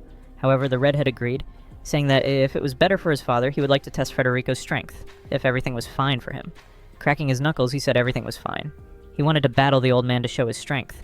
So, they went to an arena, and Fred said that if he happened to offend the old man by any carelessness, he should apologize. In response, the old Shaman said he had trained for decades. To reach his level, the boy would have to train at least 50 more years. A bit bold, our Frederico said, that if the old man could push him out of that circle, he could consider himself the winner. Even the old man said this young guy was very bold. He immediately charged, saying the boy had lost and prepared to block the attack. The old man hit our hero's arm with full force. However, the defense was so strong that the old man got scared. If Fred used his full power, he could throw the old man far away. Realizing the boy had a certain level of power, he assured he would use a bit more of his cultivation. Those watching said that Grandpa was really amazing. They commented that he only got the fortune he has today because of his strength. Frederico kept battling against the old man, and after realizing that he had a very limited power because of his age, decided that he would not fight seriously. Even so, he showed a little of his power. He was in the realm of the true Qi Si, and that left the old man of the Shaman family impressed. He did not know how it was possible for someone so young to have reached that level of cultivation. With much regret, he admitted defeat. The current leader of the Shaman family asked if his father had really lost, and our protagonist admitted that, if by chance the old man were younger, he would surely win. During the battle, he noticed that the old man had a hidden illness. The elder asked how the boy knew that. It was because of traditional Chinese medicine, and he even asked to check the elder's pulse. After rolling up his sleeves, he extended his arm, and our protagonist placed his hand trying to check the energy flows. At the same time, he realized that this young man was extraordinary in martial arts, and that in no way would he want to be his enemy. At that moment, the hero realized that the old man had something terrible. Seeing Fred's expression, the old man asked the boy to quickly say what was happening. In fact, through the energy pulse, he realized that the old man only had 3 more months to live. The old man's grandson began saying that this was nonsense, while the eldest son said that they should give the boy a chance. Asking for silence, the old man said that there would be a more precise diagnosis. That suggested that he already knew he was not in good health. Also, because of his advanced age, he already expected to be weakened, but he did not imagine that he would have only 3 months to live. Some suggested seeking a doctor for a more advanced treatment. But ordinary doctors would not be able to cure this type of illness, since it was linked to cultivation. So he asked the young Frederico if he had any advice to improve his health, since he realized that the boy was very good in martial arts. In fact, Fred had something that could prolong old Shaman's life by 10 years. They thought that was impossible and asked what he suggested. Come on, soon our protagonist will be raising the dead. Later they entered the house and Jan commented to Julia that Frederico was very good in cultivation martial arts. Mr. Shaman's son heard this conversation and already began to trust the boy a little more. That elder had several veins with blood deficiency because of the countless battles he had faced during his life. Even if they seemed healed on the outside, inside there were still damaged meridians. If the boy could prolong his life for a few more years, that would already be a reason for gratitude. With that, our hero began to apply needles, performing acupuncture techniques. Smiling, the old man asked Frederico to turn his grandson into a disciple. At that moment, the hero stuck a stronger needle, and the old man screamed. He could even accept the request, but he already had a first disciple. That was not important. The old man just wanted Frederico to train his grandson, since he was not very strong. After agreeing, the hero warned that the next needle would hurt a little more. When he applied it, the old man screamed in pain. The boy ran, shouting for his grandfather, worried, but the father asked him to stay calm. Jim commented that those needle techniques really worked, but in the beginning they hurt a lot, and Julia said that the techniques used by Frederico on her were quite pleasant. I do not know if you noticed, but that girl likes him. Many people say that this romance between the sisters is strange, but they are only cultivation siblings, folks. They are not blood siblings. It is as if they were siblings by consideration, since they were raised in the same orphanage. After finishing the treatment, the boy asked how his grandfather was. In fact, the master would continue the treatment for a few more days and still prescribe some medicines that should be taken for about 30 consecutive days. It would be necessary to follow this method strictly to prolong the old man's life. If he followed the instructions correctly, he could live for another 10 years. However, he would lose power little by little until he no longer had any cultivation. Julia commented that this price was too high and she would even prefer to lose her life than cultivation. But the old man said that he only wanted to live peacefully with his family and that cultivation was no longer important. Besides, the future should be entrusted to the new generations. The father and son were happy since the grandfather was healthier. The old man turned to his son and asked him to bow before Federico and that the grandson should become his disciple. That was because the boy was very weak and had no cultivation foundation, so much so that the elder could no longer train him. The grandson, however, said that he only wanted to train with his grandfather. He did not want to learn martial arts from other sects.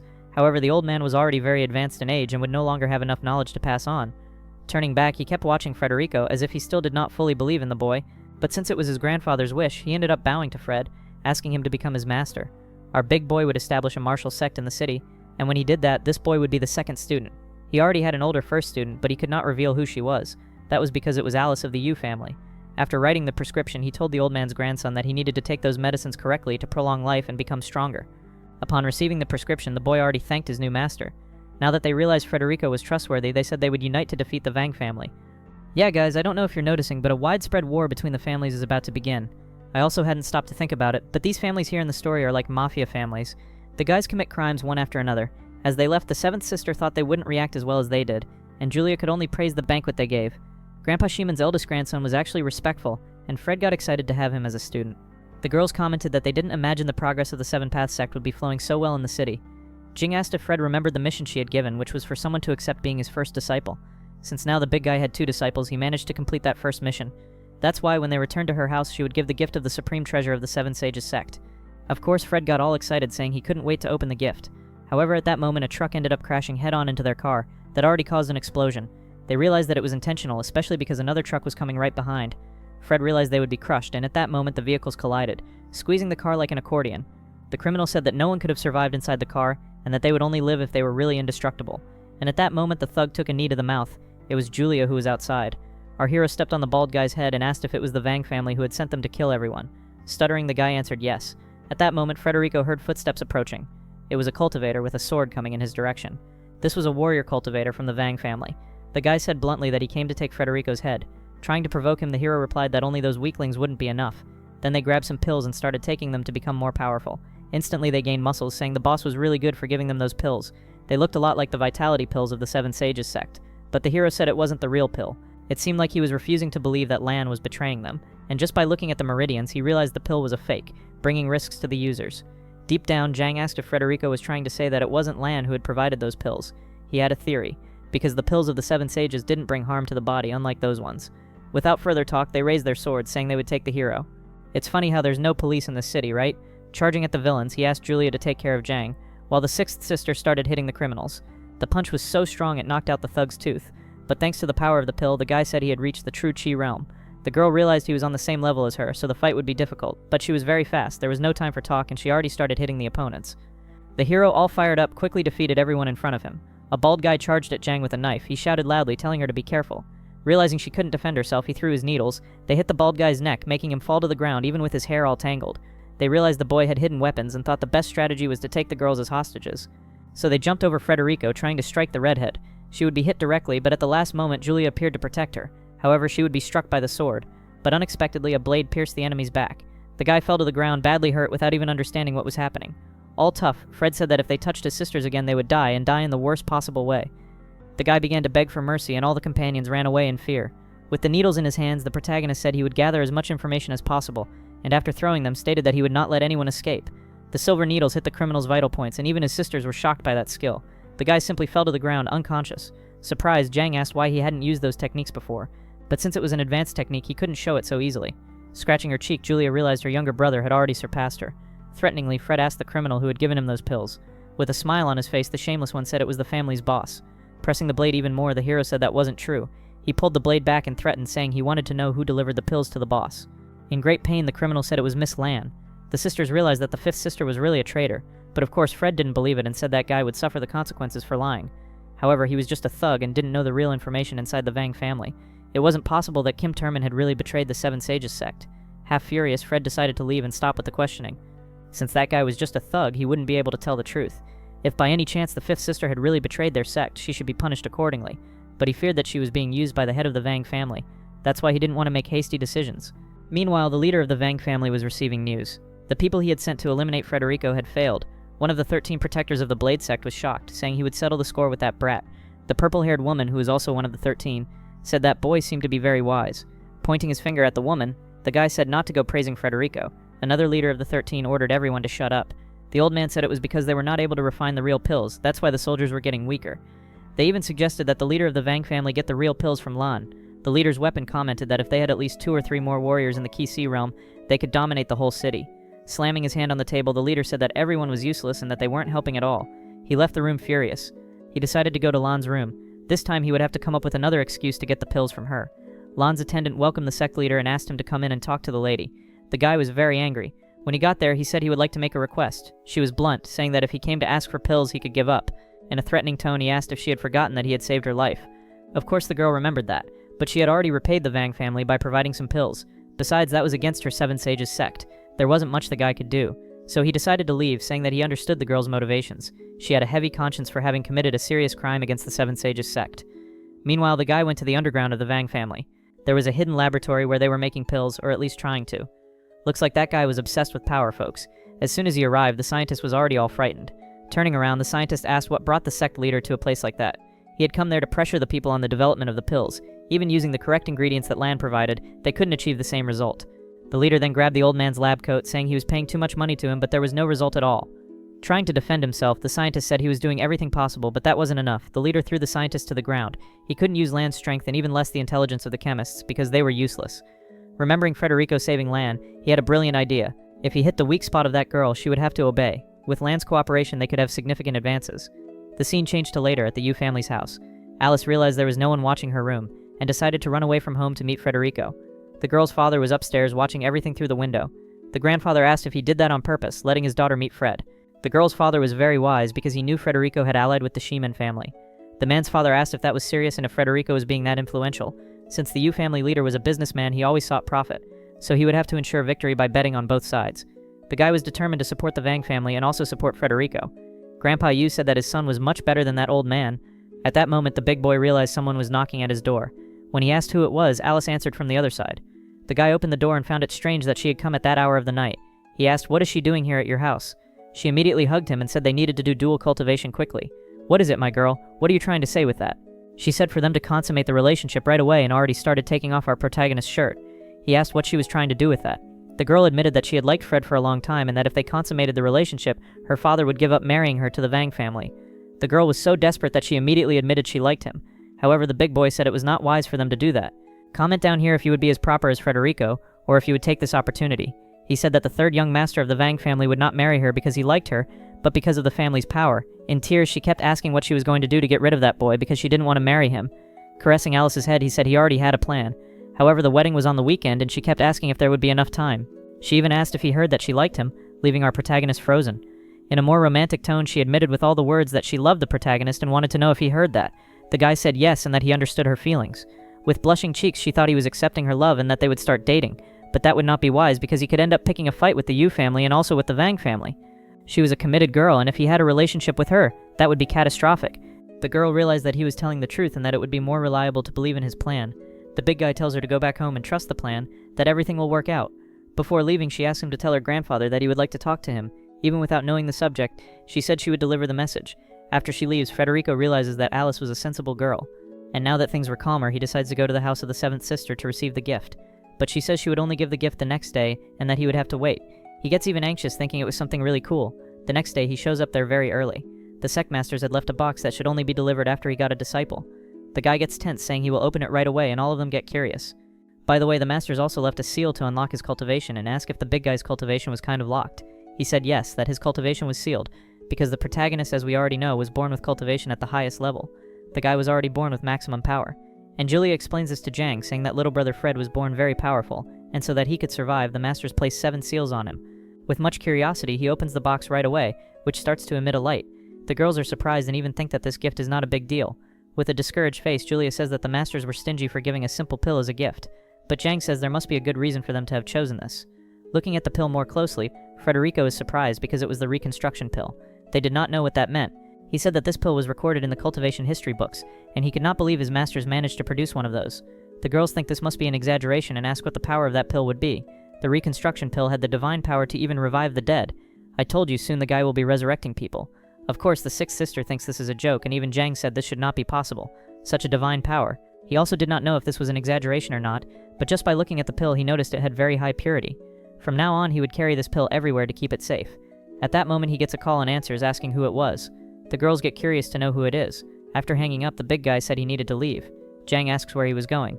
He explains that he arranged a meeting with Grandpa Yu and would like the help of his family, and also of the Shiman family to defeat the Vang family, and so he goes there. Grandpa was in a coffee shop and comments that black tea was very bitter. It seems Grandpa was not used to coffee. There they say that today's young people usually drink a lot of coffee and that it is trendy. At that moment the protagonist arrives and of course the girl blushes, saying where he was. He apologizes for being late and Grandpa asks if Fred also likes that black drink. The big guy says it is called coffee and that it is very delicious. He even comments that he does not usually drink much because it is expensive. Since Federico did not drink much, Grandpa keeps making excuses, saying he would not drink either. Next, he already asked Federico why they arranged this meeting and if there was something important to talk about. Being very direct, he intended to take down the Vang family during the planned wedding. Alice is surprised as she did not know that was the plan. Grandpa asks if by chance Federico is prepared for this. My boy, our hero, he was born prepared. I don't know if you noticed, but he has already changed a lot. I feel that he has evolved a lot since the first chapters. If you also notice this, how he is more mature, comment below. He said there are still some preparations missing, but he guarantees it will work out. Now sipping tea, the old man asks what else was missing. And our hero said that the cherry on top is the support of the Yu family. And the old man already starts spitting the tea. Alice grabs a cloth and starts drying her grandfather. She said that her father was very stubborn, and since they had already made a deal with the Vang family, he would not accept changing sides. But Fred said he believes her father is not someone who never goes back on his decisions. And besides, if he were loyal to the Vang family, they wouldn't even be there talking to him. The old man smiles and said that Federico had matured a lot. He decides to be straightforward, saying that the most they can do is remain neutral, not helping either side. After all, if our hero failed, the family would be in shambles. Smiling a bit, our hero asks if by chance Grandpa does not trust him. Since they had reached this point, he would not hide anything anymore. He said that if by chance they take down the Vang family, he will make the Yu family reach the top of the city. This leaves the old man surprised. He even said that after taking down the Vang family, he would establish a martial sect in the city. Alice would be his main student, and he was going to make her the sect administrator. This was a very big role, guys, since the cultivation sects in that place were highly respected. And she gets all in love, saying that probably Fred also likes her. If this really came true, they would have something much more valuable than the Vang family could provide them. But since it was a delicate and important matter, he says he will talk to his son because now he is the head of the family. Before saying goodbye, Fred waits for good news, since the wedding will happen over the weekend. Keep watching, guys, because this wedding will be crazy. I got excited just writing the script. Upon arriving at the Yu family mansion, the old man tells all the details. Smoking a cigar, the family leader asks if by chance Federico really said all those words. The old man states that yes. He said he will put the Yu family in first place at the top of the city and also make his daughter the sect administrator. This was a golden opportunity, and all the members kept telling the leader to stand by Fred's side. However, since he had a very big responsibility for taking care of the family, he said he couldn't make such a hasty decision, and Rodolfo right there keeps listening to everything, and it seems he doesn't really trust his brother's decisions. The scene changes to a hotel. We see that the third eldest son of the Vang family was enjoying the place together with another girl. The traitor, Rodolfo, passes all the information to the third son of the Vang family. And the blonde guy keeps saying that if by chance the family betrays them, the Vang family itself will make sure to wipe everyone out. The guy knew that Rodolfo was a central piece since he was a spy acting in favor of his family, and the guy asked the young master what they should do now. I don't know about you, but I'm anxious to see our protagonist beat the crap out of this guy. Hearing these conversations, the blonde guy said he was going to tell everything to his aunt and that she would know a way to deal with the family. But what he really wanted to know was how a girl who was about to get married was chasing another man in the middle of the street. The traitor asks what he was talking about, and he throws several photos of Alice meeting Fred in the middle of the night. He realizes that the one in the photo was Alice. With a shameless face, he said he was going to spread those photos in the city newspapers. The guy asks if by chance he wants to ruin her reputation, since this scandal could even harm the Vang family. But the boy said not to worry about that, since he was rich and influential, nothing would happen to him. Besides, he could use his money to manipulate public opinion, and would do it so that Alice thought twice before betraying him, said the guy who was together with another girl, right? Rodolfo says this is a brilliant move. The scene changes to that same night. Jang was at her company and comments that after Fred ended her competitors, she started profiting even more. At that moment, she notices her phone was ringing. It was a friend from a newspaper she partnered with. She met this guy at a business dinner and they ended up doing many collaborations. He was basically her friend. The girl answers and asks why Sebastian had called her so late. The guy said he found out something about Federico and asks if by chance she is his cultivation sister. The guy had received those photos through the Vang family. Jang said yes and asks how he knows she is Fred's sister. The matter was kind of complicated, and he asks if they could meet in person to talk, since by phone it wasn't safe. Moments later, they end up meeting. He hands over all those photos and asks her to take a look. The girl realizes it was her brother together with Alice. The guy explains that it was the Vang family that took those photos and asked him to publish them in the newspaper. Actually, he suspected it was the Vang family and asks her if she imagines who it could be. It could only be this family since they were chasing her younger brother. Her suspicions are confirmed, and he said he saw Vang family employees entering his office with envelopes. All this because they wanted to weaken the family and also bring Frederico down. And before he published this story in the newspaper, he decided to tell Jung first. These photos could under no circumstance be published. Even if they tried to stop it, the Vang family would not give up trying to spread this news. That's why the redhead would like to think a little more. She remembered something and said she had a brilliant idea. However, she could only come back to talk to him tomorrow. The next day, they go to the car that was there at the insurance company, completely destroyed. Fred had found the camera that was stuck inside the car and even asked why she needs this. Actually, the camera wasn't important, but what was inside it was. Of course, our hero was lost. The guy wasn't understanding anything. She would need the video of the accident where the guys sent by the Vang family attacked them. And later that night, she meets Sebastian again. He wanted to know what she had been looking for all day. She was looking for an SD card that had recorded the whole accident. Accident in quotes, right? Because that was a planned attack by the Vang family. The guy realizes that this would be good ammo for them to use against that family. All he had to do was take that video, make some edits, and spread it in the newspapers. That would be a pleasure, Sebastian keeps saying. He would expose the whole Vang family, but of course he couldn't spread that in his main outlet. He would need to disguise it. The guy tells her not to worry. Besides, he had several satellite newspapers he used to talk about criminals. The girl is happy for making a deal with him and even says she was lucky to choose her friends well. The guy thanks her, saying that if it weren't for the HSL company, he would have gone bankrupt. The next day we see Shuin waking up in a hotel. His cell phone was receiving many notifications, and he even thought it was because of the news about Alice meeting Fred. And when he opens the phone, he realizes it wasn't that at all, and even gets mad, asking if the newspapers hadn't spread the photos he had sent. At that moment, he gets a call, and when he answers, he realizes it was someone cursing him. He gets really startled, and the person on the other end keeps saying the worst curse words possible. On the call, the blonde guy asks who it was, and the man keeps cursing. He starts receiving countless calls, and people keep saying those Vang family mobsters should die. The guy starts cursing back too. Right then, he gets another call, and already starts cursing those people calling him. But it was his father, and he tells the blonde guy to shut up. A little embarrassed, he asks his father what he wanted. The leader of the Vang family was watching the videos on TV. The car had recorded that attack by the Vang family employees trying to defeat our dear Frederico. That's why people in the city were rejecting the family's actions. Of course, Shreem was already worried, thinking he was in danger. The girl with him even asks what had happened, and that trash ends up pushing the girl who had nothing to do with it. Right after, he keeps asking his father to bring some bodyguards because he was in danger. Meanwhile, our hero was having lunch at Jang's house. Diana was celebrating, saying that Vang family is getting what it deserves. While the redhead keeps saying the edits were very good and added much more drama to that scene. All it took was some exaggerations and manipulations so that the whole population would turn against someone. And our hero, while eating a cake, keeps giving Jang a thumbs up, saying she was very smart. But she couldn't have done it without her friend Sebastian. The Vang family was very well known in the city, and people didn't like their actions. The guys were involved in every crime possible, and when it became clear how rotten they were, the population started celebrating. Over at the Yu family, Grandpa comments that the Vang family's reputation was going down the drain, and right then he realizes the video had been taken down.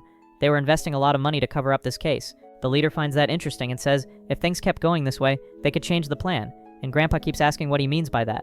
The leader says the wedding could really be the right moment for them to take down the Vang family, since all their representatives would be there. The leader's father says that finally his boy is making the right decision. He says he wants to see how far Frederico could go. The scene changes to the Vang family mansion. The guy was mad at his son, saying he's useless and couldn't manipulate public opinion.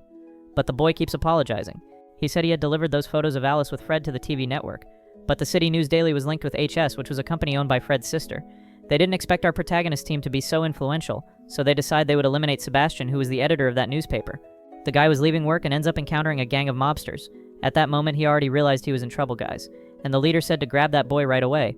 They all rush at the boy. Jiang, along with her siblings, was going to meet Sebastian for dinner. They were worried because Jiang was taking them, but she said to relax.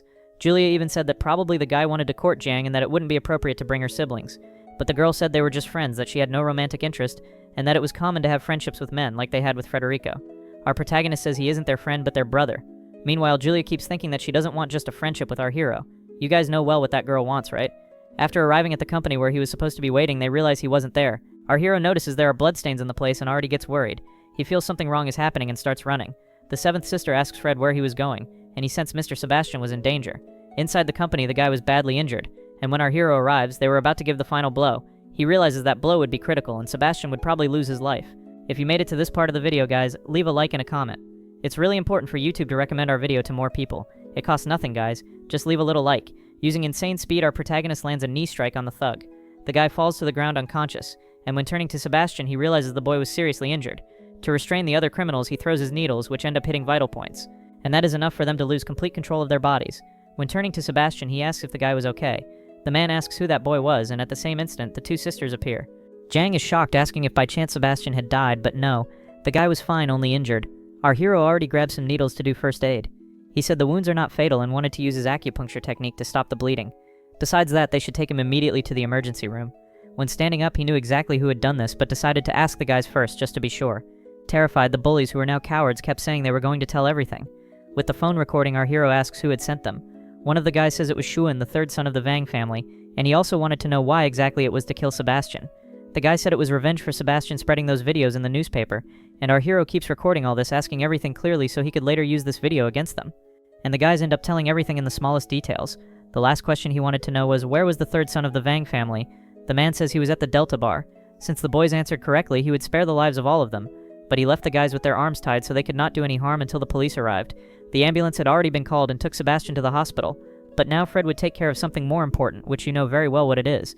He says the girls could go away, because now he was going to take revenge on Shun, so he would not keep doing whatever he wanted. He heads to that bar, and when arriving there, notices the place was very noisy. That dark energy of the place made the meridians altered and was harmful to health. When arriving at the bar's door, the security guard says poor people cannot enter. That was because it was a party of appearances. Our big boy asked what that meant, and the guy said only beautiful women and rich men could enter. Hicks like him should stay outside. A bit serious, our hero says he just wanted to meet the young Master Vang, and realizing that the blue-haired boy was known by Vang, the guard lets him in. When arriving there, the sound was very loud, and he starts looking for that shameless guy. He notices the guy was sitting surrounded by several women. The blonde was even celebrating, saying that Sebastian was probably by now already gone for good, and that is why he was celebrating in a private party. At that moment, he notices something in the reflection of his glass. It was precisely Fred standing behind him. The guy already starts shaking with fear, and our hero already gives him a slap so he would learn to be a man. The girls start screaming, saying that Master Vang was being attacked, and even the guards were called to stop that fight. But just by looking at our hero's aura, the guys already tremble in fear and even comment that this boy must know martial arts. This was the first time they were meeting, and Fred starts joking, saying it was a pleasure to meet him. The boy said he was the third son of the Vang family, and how could this poor boy dare hit him? But of course Federico did not care about those things and said the next slap would be stronger because he would beat him to death. I am already warning you that this humiliation here was shameful. The guy started begging not to be beaten and even tried to land a little punch on our hero. But the tough Federico grabbed the boy's arm and even threw him on the ground in a pathetic way. He even kept cursing Federico, but it was useless. And just to learn to respect the stronger ones, he took a needle in his hand. That needle stuck very hard, making his arm paralyzed. People started commenting on this, saying that scene was very shameful. And to humiliate even more, Federico would not throw punches but slaps.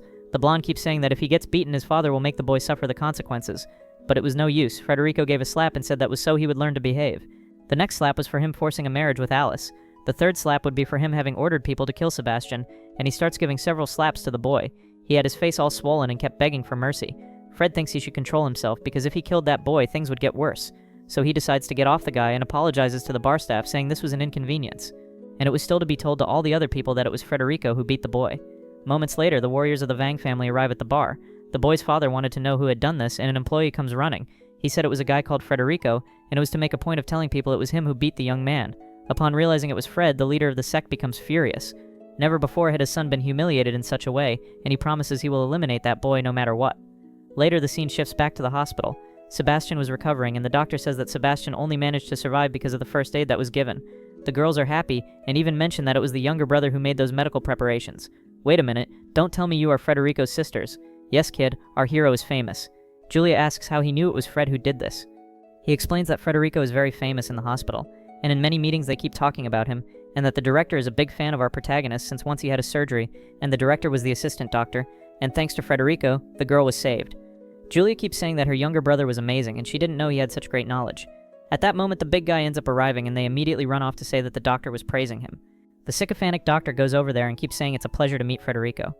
Our hero doesn't like fame much and feels a little embarrassed. The guy asks to take a photo so he can brag later in the department, and our hero ends up agreeing without many choices, and they end up taking a picture with our not-so-photogenic hero. Moments later, he asks if Sebastian is doing well. She said yes, and that she will make sure Sebastian remains safe, with no one going there to attack him. He then warns that he just taught a lesson to the third son of the Vang family, and that now they would declare war. That was not a big deal since the Vang family had been trying to kill them for a long time and the people in the city didn't like them. The civilization was fed up with the Vang family scaring everyone, and it was time for the city to move on from Ares. A few days go by and finally the wedding day arrived. The blonde boy needed to go pick up Alice, but he was terrified. He didn't want to leave the house. After he got beaten by Fred, he locked himself in his room, scared to death. Even his father keeps saying he is a coward and needs to go get Alice at her house because that's the wedding custom. But of course his aunt keeps pampering the boy, saying that his father couldn't be so harsh. Since she was very powerful, she would go along with him to ensure no one would hurt him. Many people would come to the wedding and it would be shameful if he got beaten again. The leader keeps telling his son to have courage, since Frederico would probably show up and they would take that chance to get all of them. The proclaimed time had arrived and they asked for the gates to be opened, as the young master was going to fetch his bride.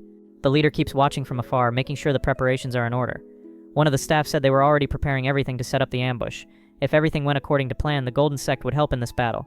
This time he would not let Frederico escape. He would make sure to end him and also the family. The guests begin to arrive and the leader stays there to welcome them all. Several powerful families from the city and the region were arriving. His goal was to gain the support of the Golden Blade sect to eliminate all the other families. Meanwhile, they were preparing everything at the Yu family mansion. Poor Alice was putting on makeup and even wore a crown. She needed to stay calm and trust that Frederic would save her at the right time. At that moment, the master of the Yu family appears. He asks all the maids to leave the room. Since that day she argued with her father, they hadn't exchanged a single word. He comes to her saying that his little girl had grown up. The girl said she grew up enough to become a tool. Then he admits he came to talk to her about Frederico's plan and also wanted to know what kind of man he was, the one she was interested in, and why he had so much charm. The maid Lan asked what the young lady was doing. She said she was getting ready to leave. She could no longer protect her servant, and if she wanted, she could run away with her. The girl said she would go anywhere Lan went, that she would not abandon her, but feared that this time she could not go with her. Meanwhile, our protagonist was also getting ready, and as always, wore the same clothes. I thought this time I would see him in a suit, but no. The plan to annihilate the Vang family was beginning. They had arrived at the Yu mansion to fetch the bride and even release some confetti. The boy, of course, was terrified, saying that Frederico was waiting for him to get out of the car just to beat him again. However, his aunt told him to relax because she was there and would protect him. But the guy was so scared he refused to set foot out of the car. The aunt even asked what Fred did to make him so scared. But after that humiliation, even I would be scared. The blonde boy keeps telling his aunt that Fred is crazy and that he won't get out of the car. With that, she decides to go herself to fetch the bride. And upon arriving there, she meets Alice's father. The fat man says this is disrespectful and that the groom should get out of the car. The leader's brother mentions that the Vang family is very disrespectful and that Shuin must get out of the car. However, the aunt makes an excuse saying that it is a Vang family tradition for the aunt to pick up the bride. Of course, the fat guy wasn't going to fall for such a lame excuse. And the woman keeps acting disrespectfully, demanding that they bring Alice quickly because she was in a hurry. This makes the fat man furious. The leader warns that they need to stay calm and that soon he will call the daughter. The other employees of the Yu family say that the leader is too cowardly and doesn't value even his own employees, much less his daughter. Meanwhile, the bride was walking, all beautiful and dressed up. The woman said that Alice was at least cute enough to continue the Vang family lineage. That was a huge disrespect and everyone started cursing. After getting into the car, they decide to go along as well and tell everyone to go at once to guarantee Alice's safety. Alice's uncle keeps saying that his brother was too confident to let them take care of his daughter like that. Calm down, my son. Trust your father. Our plans will come true when we get there. Minutes later, the whole convoy of cars arrives at the mansion. Several masters from other sects arrive at the place to honor the wedding. The old man goes to the leader and says that the bride and groom were already arriving. He asks if the whole Yu family also came, and the man replies yes, that he brought the whole family, all the employees.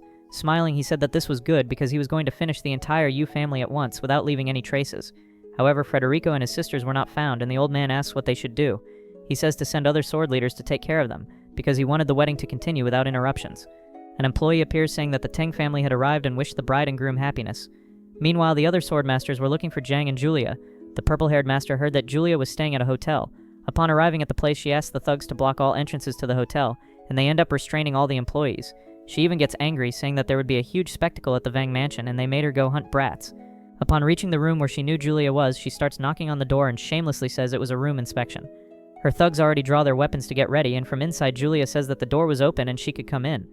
With great brutality, the woman kicks the door, breaking everything. In a provocative tone, Julia said that she had been waiting for them for a long time. The purple-haired girl asks, "Where is Jiang?" "Calm down, my dear. Defeat me first, then we talk." She tells the thugs to lower their weapons because she was going to handle fighting Julia alone, and already begins releasing her cultivation aura. Since she was bored, she wanted to defeat the girl to pass the time, but Julia guarantees that the colored-haired girl won't be able to leave the room standing. She tries to hit the girl, but she blocks with her hand. Meanwhile, the guests started to arrive, and little by little the entire mansion was filling up. In an unexpected way, the Sheeman family also appeared, and they were ranked first in the city. The guy welcomes the leader. He was being fake because deep down he was angry, since those guys showed up even without an invitation. At that moment, someone shouts that the groom and bride had arrived, and the blondie, since he was such a coward, was dying of fear that someone would show up to hit him. And his aunt even tells him to act like a man and not be worried, because she was there to protect him. The leader of the Yu family ends up meeting his in-law, and they stand there in total hypocrisy. They keep complimenting each other, but deep down they wanted to start throwing punches. At that moment, fireworks are shot into the sky, and the guy realizes that this was the signal. Of course, Alice's father gets suspicious and asks, "What is this?" And the leader of the Vang family makes up an excuse. The whole plan was working, and the battle was about to begin. Our hero came through the back and defeated some guards. He didn't expect to be discovered so easily and now needed to find his fifth sister quickly, so he ends up jumping onto the rooftops. He recognizes the room where she lived, and upon arriving there, Lan herself opens the door. She is surprised because Fred really came to rescue her. He says he can't waste much time talking and that they needed to escape immediately. As he realized he was surrounded, he asked them all to come out of hiding. They were 3 warriors of the Golden Blade sect. Fred realized that they were at the True Chi realm, which was only 1 level below his. Lan knew that 3 opponents were too much and asked the guys not to hit her younger brother. They respected Miss Lan a lot, but since it was an order from the Vang family leader, they couldn't go easy. One of them even says that he won't waste time talking and already cast his fire magic. The girl gets worried about her little brother, but he tells his 5th sister to get inside the house and stay safe. Since she didn't know Frederico's strength, she was dying of worry. But the boy shuts the door to keep her safe, and still says that he will finish those guys really fast. One of them charges at our hero with a machete, but of course he manages to dodge, jumping back. After falling to the ground, he already throws his needles, and one of the opponents steps in front, blocking the attack. He even says that those little weapons of Fred were ridiculous. The Flame Master starts blowing fire, and since it was an impossible attack to block, Frederico ends up jumping onto the rooftop. The opponent said he would not escape and begins blowing several flames in sequence. Smiling, he throws 3 more needles, and the long-haired one steps in front to protect his brother. The guy had said it was useless, but even so, Fred kept throwing his needles one after another. The muscular one notices that the needles were surrounded by an energy, so he gets desperate trying to protect his body. But that was exactly what Fred wanted him to do. With blood in his mouth, the guy asks what had happened. He had placed the sword in front, but even so the needle pierced his chest, and right after he falls to the ground. The other cultivators of the Golden Blade charge at our hero, and stomping on the long-haired guy's face, Fred jumps upward. They didn't expect this boy to have so much skill, and after landing on the ground, he says that those needles were tailor-made to face the Vang family. He had refined them with sacred material, which could even pierce steel. At that moment, the long-haired one noticed that his daggers were all cracked, and now it would be his turn to be defeated. The guys started freaking out, saying that they were no match for Frederico, but at the same time they didn't want to face the master of the Vang family, so they would continue the battle. If both attacked at the same time, maybe they could win. But since Fred was up high, he says this is a very vulnerable position, and would even test a deadly strike. In a flashback, Fred was training with the 6th master. She said that he would learn the secret techniques, and he got curious, asking if he hadn't already learned them. Those were just basic techniques, and he would only be able to use the secret ones when he reached a higher level of cultivation. However, he should listen to this very carefully. The secret techniques of the 7 Sages sect were divided into 3 categories: the form, the spiritual form, and lastly the Tao form. Upon entering the True Chi realm, he could use the secret techniques, but that consumed a lot of energy. That's why it was better to wait until reaching the Marty realm. And the scene returns to the present. When he was going to test the secret technique, he takes a deep breath and starts meditating, while trying to analyze the enemy's chi.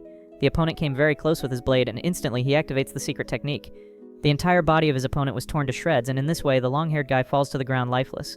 This was an extremely powerful technique. It had instantly defeated a cultivator who was in the True Chi realm. He had lost half of his energy just by using this technique. That's why it was so complicated to use. From now on, our hero goes after the other members of the Vang family. The story is getting insane, guys, and there are still a few more chapters left for us to finish this work. So if you want me to bring the continuation, leave a comment. I don't know about you, but I think Frederico will soon start dating Alice. I'm really excited to see that scene. Drop some hype on the video too if you're watching on your phone. It's really quick, guys, and costs nothing. So that's it. See you next time. See you all.